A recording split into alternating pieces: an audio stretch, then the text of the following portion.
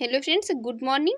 आज है 7 अगस्त 2024। 7 अगस्त से बनने वाली करंट अफेयर के जितने भी इंपॉर्टेंट क्वेश्चन हैं सारे हम इस वीडियो में डिस्कस करेंगे और हर क्वेश्चन से रिलेटेड इंपॉर्टेंट फैक्ट आपको बताएंगे। लास्ट में आपसे एक क्वेश्चन भी पूछेंगे, उसका आंसर आपको कमेंट बॉक्स में देना है। तो चलिए शुरू करेंगे। वीडियो को शुरू करने से पहले आपसे रिक्वेस्ट है, अगर आप हमारे यूट्यूब चैनल पर पहली बार हैं तो चैनल को सब्सक्राइब कर लीजिएगा, वीडियो को लाइक कर दीजिएगा एंड शेयर करिए एंड जो भी आपके सजेशन हो उसे कमेंट बॉक्स में ज़रूर बताइएगा। तो चलिए देखेंगे आज का हमारा पहला क्वेश्चन है हमारा यहाँ पर, राष्ट्रीय हथकरघा दिवस कब मनाया जाता है? नेशनल हैंडलूम डे कब मनाया जाता है? तो इस क्वेश्चन का राइट आंसर हो जाएगा ऑप्शन ए 7 अगस्त को। 7 अगस्त को ये राष्ट्रीय हथकरघा दिवस के रूप में मनाया जाता है। नेशनल हैंडलूम डे कब मनाया जाता है? 7 अगस्त को। तो यहाँ पर इसको मनाने की शुरुआत कब हुई थी? इसको मनाने की शुरुआत हुई थी 7 अगस्त। ये 1905 को शुरू किया गया था ये स्वदेशी आंदोलन, और ये स्वदेशी उद्योगों और विशेष रूप से हथकरघा बुनकरों को प्रोत्साहित किया जाता था। और 2015 से भारत सरकार ने हर साल 7 अगस्त को ये राष्ट्रीय हथकरघा दिवस के रूप में मनाने का फैसला लिया था। ये स्वदेशी उद्योगों को बढ़ावा देने के लिए 2015 से भारत सरकार ने प्रतिवर्ष 7 अगस्त को राष्ट्रीय हथकरघा दिवस मनाने का फैसला लिया था। और इस बार की इसकी फोकस थीम रही है हथकरघा दिवस की, interesting technology and innovation, handloom weaving and expand market access to enhance skill development for artisans. ये इसकी फोकस थीम रही है। और फोकस थीम की बात करें, इसकी थीम की बात करें तो सस्टेनेबल हैंडलूम, हरित समृद्ध भविष्य की ओर इसकी थीम रही है। तो यहाँ पर दोनों चीज़ें इंपॉर्टेंट हो जाती हैं, फोकस थीम और थीम याद रखिए। अब यहाँ पर अब तक इम्पोर्टेंट डे जो मनाए गए अगस्त में उनको भी देख लेंगे। 1 अगस्त को विश्व लंग कैंसर दिवस, राष्ट्रीय पर्वतारोहण दिवस मनाया गया। 2 अगस्त को दादरा एवं नगर हवेली का मुक्ति दिवस मनाया गया। 3 अगस्त को हृदय प्रत्यारोपण दिवस मनाया गया। 4 अगस्त को अमेरिकी तटरक्षक दिवस मनाया गया। 6 अगस्त को हिरोशिमा दिवस मनाया गया।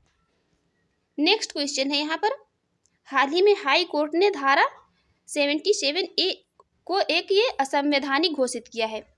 ये हाई कोर्ट ने ये धारा जो 77A है इसको असंवैधानिक घोषित किया है। तो इस क्वेश्चन का राइट आंसर हो जाएगा option A, Madras high court ने। अभी रिसेंट में ही मद्रास हाई कोर्ट ने धारा 77 को असंवैधानिक घोषित किया है।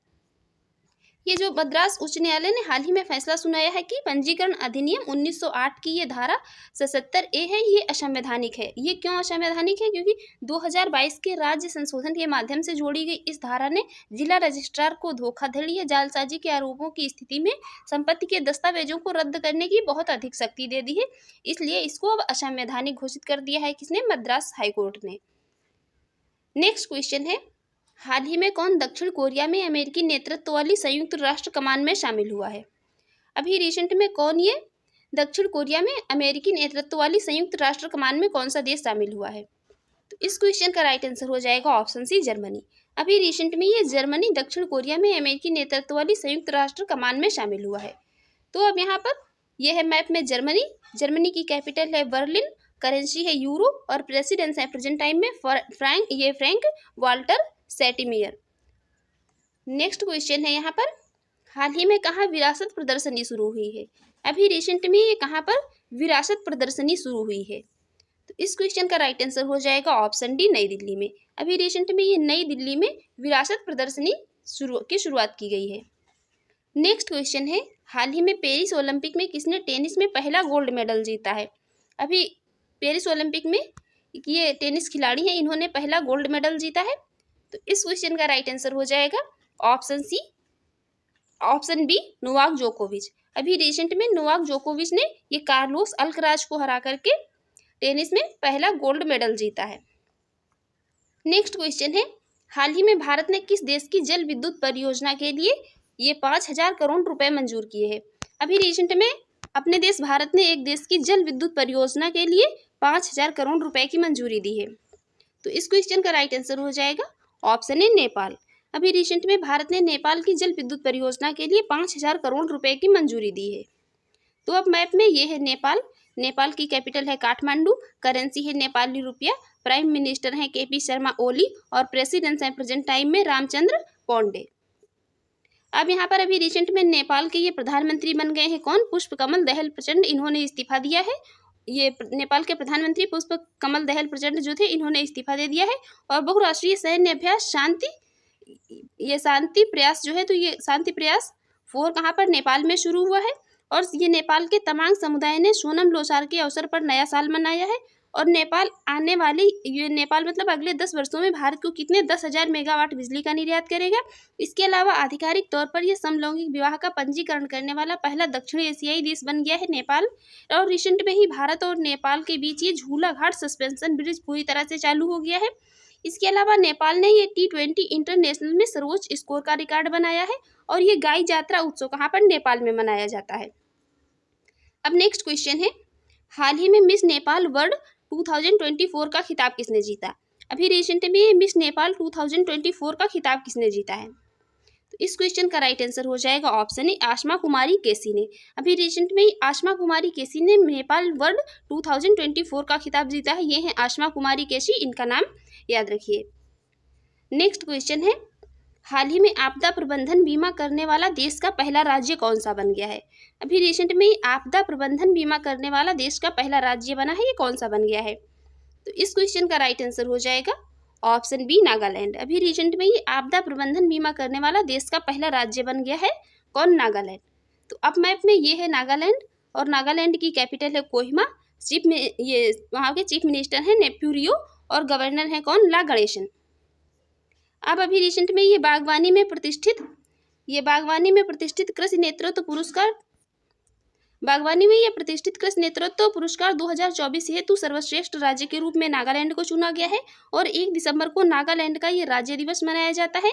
हार्नबिल महोत्सव 2023 कहाँ पर ये नागालैंड में अभी मनाया गया और ये केंद्रीय स्वास्थ्य मंत्री ने कहाँ पर नागालैंड के पहले मेडिकल कॉलेज का उद्घाटन किया और आधार से जुड़ा ये जन्म पंजीकरण शुरू करने वाला पूर्वोत्तर का पहला राज्य कौन बना है, नागालैंड बन गया है। नेक्स्ट क्वेश्चन है, हाल ही में कौन तीसरे Voice of the Global South शिखर सम्मेलन की मेजबानी करेगा। अभी रिसेंट में ये तीसरे Voice of the Global South शिखर सम्मेलन की मेजबानी कौन करेगा। तो इस क्वेश्चन का राइट आंसर हो जाएगा ऑप्शन बी भारत। अभी रिसेंट में अपना देश भारत ये तीसरे Voice of the Global South शिखर सम्मेलन की मेजबानी करेगा। तो अभी भारत ने एशियाई आपदा तैयारी केंद्र की अध्यक्षता संभाली है और भारत के राष्ट्रपति भवन में स्थित ये दरबार हाल का नाम बदल करके गणतंत्र मंडप कर दिया गया है। प्रधानमंत्री नरेंद्र मोदी ने भारत मंडपम दिल्ली में ये विश्व धरोहर समिति के 46वें सत्र का उद्घाटन किया है। इसके अलावा ये नागर विमानन पर एशिया प्रशांत मंत्री स्तरीय सम्मेलन की मेजबानी कौन, भारत करेगा। और अभी रिसेंट में ही भारत ने वर्ल्ड चैंपियनशिप ऑफ लीजेंड्स का खिताब जीता है और ये सोशल मीडिया ट्विटर पर सबसे ज़्यादा फॉलो किए जाने वाले ग्लोबल लीडर कौन बन गए हैं, तो प्रधानमंत्री नरेंद्र मोदी जी बन गए हैं। और ये भारतीय महिला पायलट हैं भावना कंठ, इन्होंने पिच ब्लैक सैन्य अभ्यास में भाग लेकर के इतिहास रच दिया है। और ये दूसरा एशिया प्रशांत मंत्री स्तरीय सम्मेलन कहाँ पर, ये भारत में आयोजित किया गया है। इसके अलावा विश्व का दूसरा सबसे बड़ा एल्यूमिनियम उत्पादक कौन बना है, भारत बन गया है। मोस्ट इंपॉर्टेंट क्वेश्चन है यह, देखिए विश्व का दूसरा सबसे बड़ा एल्यूमिनियम उत्पादक अपना देश भारत बन गया है। और ये एशियन डेवलपमेंट बैंक ने भारत में ठोस अपशिष्ट प्रबंधन के लिए $200 मिलियन का ऋण प्रदान किया है। और ये भारत 2025 में T20 एशिया कप की मेजबानी करेगा। भारत को बांग्लादेश के ये मोंगला पोर्ट टर्मिनल जो है बांग्लादेश का, इसके लिए इसका परिचालन का अधिकार प्राप्त हो गया है भारत को। और भारत में ये पिछले 5 सालों में कितने 628 बाघों की मृत्यु हुई है। और भारत का पहला भूमिगत संग्रहालय कहाँ पर, ये दिल्ली में हुमायूं के मकबरे के पास खुलेगा। अब नेक्स्ट क्वेश्चन है, हाल ही में किस राज्य को जीवन दान पुरस्कार मिला है। अभी रिसेंट में एक स्टेट को ये जीवन दान पुरस्कार मिला है, तो ये मिला है किसको, आंध्र प्रदेश को।